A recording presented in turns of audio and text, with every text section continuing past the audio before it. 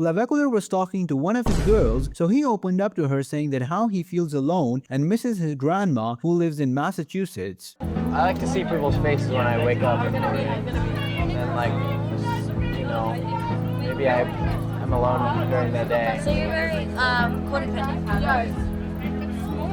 Yeah, like, that's why I like living with my grandma. Where's your grandma? Where are you from? Where is she here? She's in Massachusetts. Yeah. Just living with my grandma. Fly her down here? No, she's too old to go on the flights. Does she know, like, Bro might be learning to develop a good personality and have morals and first principle. He's crying like every day, just go back home then. Unironically, if he moved back, his content would actually be watchable. Go see her before she's gone. He should move her in with him. Clavicular gets rejected for the third time in one night. He asks a girl on a dinner with him, but she gives an excuse that she has work tomorrow. He asks for another day, and her excuse is the same. At last, they just exchange numbers. I think we should schedule the dinner for tomorrow. I work tomorrow. You free the next day? I work that day. When are you off? Thursday and the weekend. Well, I'll just have you text me if you want to do it. We'll set it up. Yeah. XQC was playing a game where he came across Sean Strickland and then he fights him. XQC has to last a minute in a ring with him to win, so this is what he does. Ishowspeed said that recently he tried to connect with Kai Cenat, but he found out that he has been blocked by Kai. Speed also revealed that he has been getting hater vibes from Kai ever since he paused him, but he never talked about it till now. What about this guy? What are you looking at, Sean boy? Strickland. Looking at that weak-ass frame you got on Holy. you, boy. You low-key fat. You'll be rethinking that once I'm down, bro. But I'm warning you, I'm gonna kick your ass, on God. Kid, I made Smiko run like a little scared puppy for 3 rounds last week. You don't stand a chance. Smiko. You know what? If you could just last 1 minute in the ring without getting knocked the fuck out, I'll give you the win. I bet. Let's do it.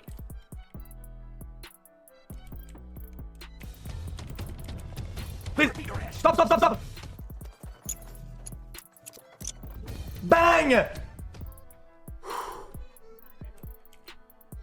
Bro, you just ran the whole time. Whatever, you lasted a minute. Fine, I'll give you the win. W.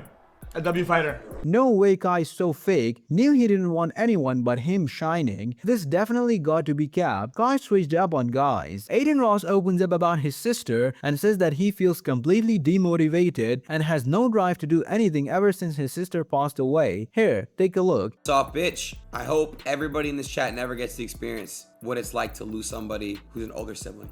Obviously, I'm not gonna be the same for a while. I can't get over something like that so quick. I don't wanna do shit. I don't wanna do anything. I don't want to do shit. And that goes for anything in my life, not specifically just streaming. You lose somebody you love, who's your best friend, and you tell me how you feel. You're not going to want to leave your bed. You're not going to leave your crib. You're not going to want to do anything. Like I said, bro, I would have stopped brand risk if it wasn't for my family pushing me to do it. I would do anything to be able to talk to her again. Straight up. I love you all. And when I'm ready to come back and be the best version of myself, I will, but I'm not ready yet. That shit happened 2 months ago, bro. But at the same time, you have to think that she wouldn't want you to keep on mourning. She would want you to be happy and move on, and everything is always better sooner than later. You never get over it. You learn to live through it with Jesus. Those people never leave you. They become your protectors and angels, and you can feel it every waking moment. Anyone who knows this feeling has my prayers. Prayers for Adin and his family. Hasan was receiving backlash for wearing expensive clothes on his trip to Cuba. He responds to the criticism and says that he puts his money where his mouth is, but 99% of that will never be known. It is very funny that like there is this assessment of like you know, how much everything I was wearing. It's like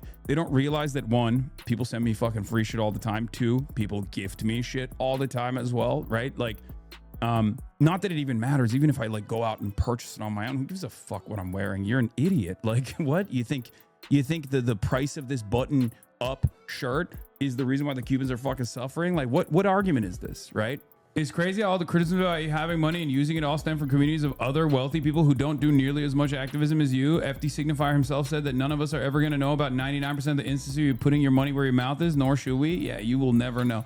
Well, Hopefully you will never know. Okay, let's be real. Like he helped Casey Tron and Froggen, your grift is up Diddy Palpatine. A true socialist rules for thee, but not for me. The most obvious political grifter in the world. He takes people's donos that they had to work a job for and then takes the charity credit and tax break. We can tell he chose those. His everyday fashion attire is obvious. Asmongold reacts to Hasan's Cuba tour and calls it poverty tourism. He says that Cuban people are oppressed by the government and questions Hasan that if Cubans are happy and dancing, then why should the US lift the sanctions? Asmon then hopes that Trump fixes Cuba and make Cuba great again. Real time. He's You can mad. see He's mad. You Cubans can tell he's mad. dancing, singing, having a Yes. good time. Yes.